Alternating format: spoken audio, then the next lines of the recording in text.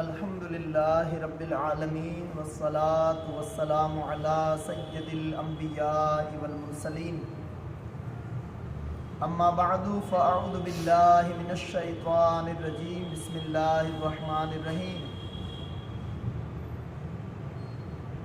الصلاة والسلام علیک یا رسول اللہ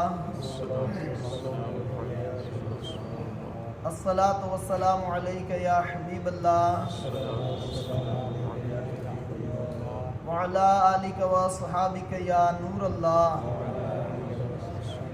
صلی اللہ تعالی علیہ وسلم۔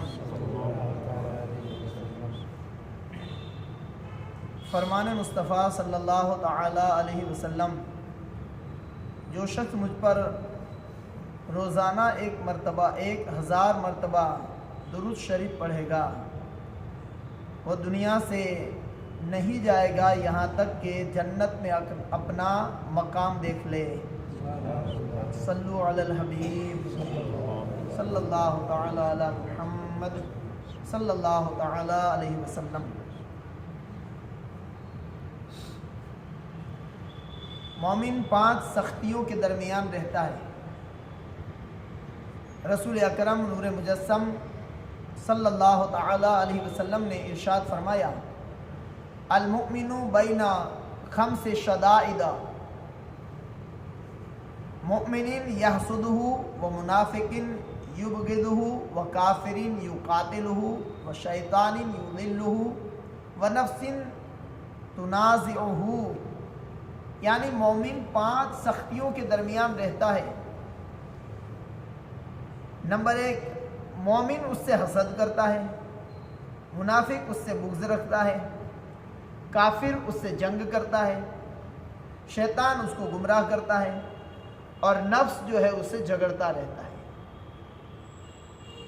اس حدیث پاک میں یہ بیان کیا گیا ہے کہ نفس انسان کا جو ہے جھگڑالو دشمن ہے، لہذا نفس سے مجاہدہ اور ریاضت ضروری ہے۔ اللہ تبارک و تعالیٰ نے حضرت سیدنا داؤد علیہ السلام کی طرف وحی فرمائی کہ اپنے اصحاب کو خواہشات کے اپنانے سے ڈرائیے اور بچائیے، کیونکہ جو خواہشات کے پیچھے پڑتے ہیں ان کی دانائی مجھ سے پردے میں رہتی ہے۔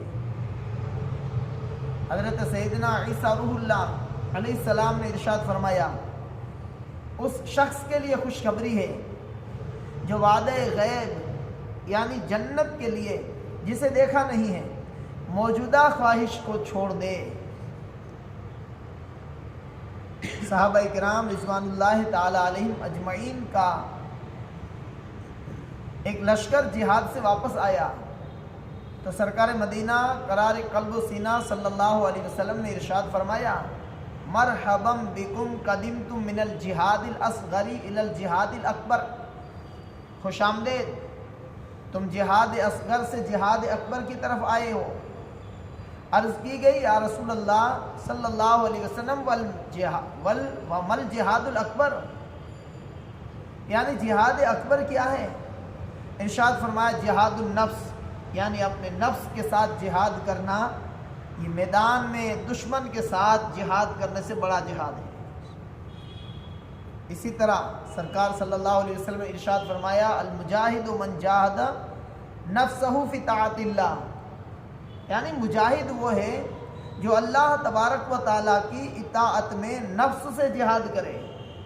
کیونکہ نفس جو ہے ہمیشہ اللہ تبارک و تعالیٰ کی اطاعت سے دور رکھنے کی بھرپور کوشش میں لگا رہتا ہے۔ جب بھی بندہ اللہ تبارک و تعالیٰ کی اطاعت کی کوشش کرتا ہے، نفس اس کے ساتھ لڑنے لگتا ہے۔ مسجد میں آتا ہے تو نفس اس کو باہری امور اور خارجی کاموں کے خیالات دلا کر اس کو جلدی سے مسجد سے بھگانے کی کوشش کے اندر رہتا ہے۔ فجر کی نماز میں اٹھنے کے لیے اس کو نیند دلاتا رہتا ہے۔ یعنی اللہ تبارک و تعالیٰ کی اطاعت میں اپنے نفس سے مجاہدہ کرنا، لڑائی کرنا، در حقیقت مجاہد وہ ہے جو اپنے نفس کے ساتھ اللہ کی اطاعت میں لڑے۔ حضور نبی کریم شفیع امت صلی اللہ علیہ وسلم نے ارشاد فرمایا، اپنے نفس کی اذیت کو اپنے آپ سے دور رکھو اور خالق کی حقیقی کی نافرمانی میں نفس کی خواہش کی اتباع نہ کرو، کہ یہ نفس تو تم سے قیامت کے دن جھگڑے گا اور تمہارے جسم کا ایک حصہ دوسرے پر لعنت کرے گا، مگر یہ کہ جسے اللہ بخش دے اور اللہ جس کی پردہ پوشی فرمائے۔ حضرت سیدنا سفیان ثوری رحمۃ اللہ علیہ فرماتے ہیں، نفس کے علاج سے سخت ترین علاج میں نے کسی چیز کا نہیں دیکھا، سب سے بڑھ کر سخت علاج ہے اگر وہ نفس کا ہے، کبھی وہ میرے لیے مفید ہوتا ہے اور کبھی نقصان کا باعث ہوتا ہے۔ حضرت سیدنا ابو العباس موصلی رحمۃ اللہ علیہ نے اپنے نفس کو مخاطب کر کے فرمایا کہ اے نفس، نہ تو بادشاہوں کے بیٹوں کی طرح دنیا میں نعمتوں سے لطف اندوز ہوتا ہے اور نہ آخرت کی طلب میں عبادت گزاروں کی طرح کوشش کرتا ہے، گویا تو نے تو مجھے جنت اور دوزخ کے درمیان کھڑا کر دیا ہے۔ اے نفس، کیا اب بھی تجھے شرم نہیں آتی ہے؟ حضرت سیدنا حسن بصری رحمۃ اللہ علیہ فرماتے ہیں، نفس کو سرکش جانور سے بھی بڑھ کر مضبوط لگام کی حاجت ہوتی ہے۔ حضرت سیدنا یحییٰ بن معاذ رازی رحمۃ اللہ علیہ فرماتے ہیں، مجاہدہ اور ریاضت کی تلواروں سے نفس کے ساتھ جہاد کرو، اور ریاضت کی 4 صورتیں ہیں: کم کھانا، کم سونا، بقدر ضرورت بات کرنا، نمبر 4 لوگوں کی طرف سے تکلیف برداشت کرنا۔ یہ 4 صورتیں ہیں مجاہدہ کی، ریاضت کی۔ کم کھانا یعنی جتنی خواہش ہو اس سے کم کھانا، کم سونا اور ضرورت کے مطابق باتیں کرنا، اور لوگوں کی طرف سے اگر کوئی تکلیف پہنچے تو اسے برداشت کرنا، یہ بھی ایک ریاضت ہے۔ تھوڑا کھانے سے شہوت ختم ہوگی، تھوڑا سونے سے ارادے میں پاکیزگی آئے گی، بقدر ضرورت بات کرنے سے آفتوں سے سلامتی رہے گی، اس لیے کہ بہت سی آفتیں زیادہ باتیں کرنے سے ہوتی ہیں، اور لوگوں کی طرف سے تکلیف برداشت کرنے پر مرتبے اور درجات بلند ہوتے ہیں۔ انسان کے لیے ظلم کے وقت بردباری اور تکلیف کے وقت صبر سے بڑھ کر کوئی چیز نہیں ہے۔ جب نفس میں شہوت اور گناہوں کے ارادے کی حرکت ہو، فضول کلام کی مٹھاس جوش مارے، تو تھوڑا کھانے کی تلوار کو تہجد پڑھنے اور کم سونے کے نیام سے باہر نکالیے، اور نفس پر خاموشی اور کم گفتگو کی ضرب لگائیے، حتیٰ کہ وہ ظلم اور انتقام سے باز آ جائے۔ یوں وہ تمام لوگوں میں سے نفس کے وبال سے امن میں آ جائے گا۔ نیز نفس کو خواہشات کی سیاہی سے پاک اور صاف کرے، اس طرح کہ وہ ہلاکت خیز آفات سے نجات پائے گا۔ جب نفس اس حالت کو پہنچ جائے گا تو اس وقت وہ پاک اور صاف اور نورانی، ہلکا پھلکا اور روحانی ہو جائے گا، پھر نیکیوں کے میدان میں دوڑے گا اور عبادت کے راستوں میں اس طرح چلے گا جس طرح تیز رفتار گھوڑا میدان میں بھاگتا ہے، اور وہ ایسا ہو جائے گا جیسے بادشاہ باغ میں سیر کرتا ہے۔ حضرت سیدنا یحییٰ بن معاذ رازی رحمۃ اللہ علیہ فرماتے ہیں کہ انسان کے 3 دشمن ہیں: دنیا، نمبر 2 شیطان، نمبر 3 نفس۔ لہذا دنیا سے کنارہ کشی اختیار کر کے، شیطان کی مخالفت کر کے اور نفس کی خواہشات کو ترک کر کے اس سے محفوظ رہے۔ ایک عقل مند کا قول ہے کہ جس پر اس کا نفس غالب آ جاتا ہے تو وہ نفسانی شہوات کے کنویں میں قید اور نفسانی خواہشات کے قید خانے میں محصور ہو جاتا ہے۔ اس کی حالت یہ ہوتی ہے کہ وہ مغلوب ہو چکا ہوتا ہے، اسے بیڑیاں پہنا دی جاتی ہیں، اس کی لگام نفس کے ہاتھ میں رہتی ہے اور وہ جس طرح چاہتا ہے اسے پھراتا ہے، اور جب یہ حالت ہو جاتی ہے تو اس کا دل فوائد حاصل کرنے سے رک جاتا ہے۔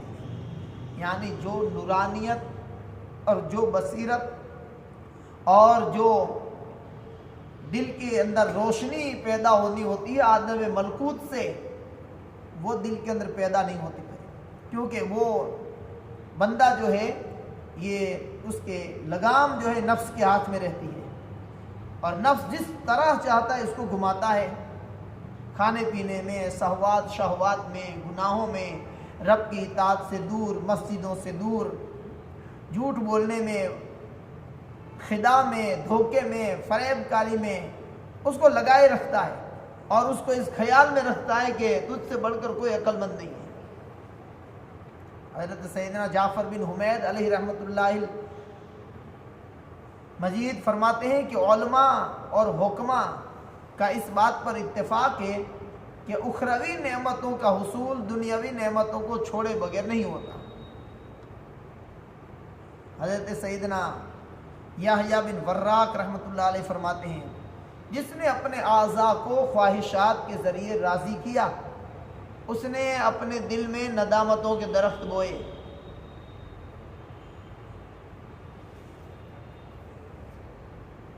منقول ہے کہ سیدنا یوسف علیٰ نبینا علیہ الصلاۃ والسلام مصر کے بادشاہ بنے۔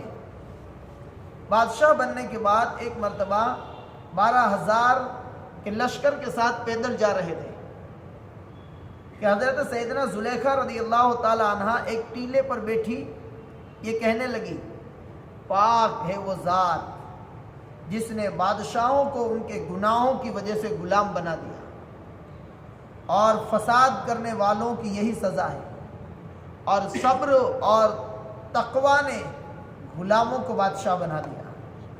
یہ سن کر حضرت سیدنا یوسف علیہ نبی علیہ السلام نے فرمایا، اِنَّهُ مَن يَتَّقِي وَيَصْبِرْ فَإِنَّ اللَّهَ لَا يُضِيعُ أَجْرَ الْمُحْسِنِينَ، بے شک جو پرہیزگاری اور صبر کرے تو اللہ تبارک و تعالیٰ نیکوں کا اجر ضائع نہیں فرماتا ہے۔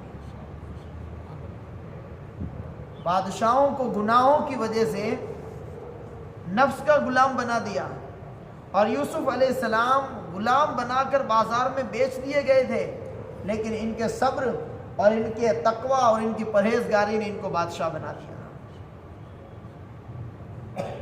سید الطائفہ حضرت سیدنا جنید بغدادی رحمۃ اللہ علیہ فرماتے ہیں کہ ایک مرتبہ رات میں بیدار ہوا، اپنے وظیفے میں مشغول ہو گیا، لیکن میں نے اپنے وظیفے میں مٹھاس نہیں پائی جو پایا کرتا تھا پہلے، چنانچہ میں نے سونے کا ارادہ کیا مگر سو نہیں سکا، بیٹھنا چاہا لیکن بیٹھ نہیں سکا، تو باہر نکل گیا، کیا دیکھتا ہوں کہ ایک شخص کمبل میں لپٹا ہوا راستے میں بیٹھا ہے۔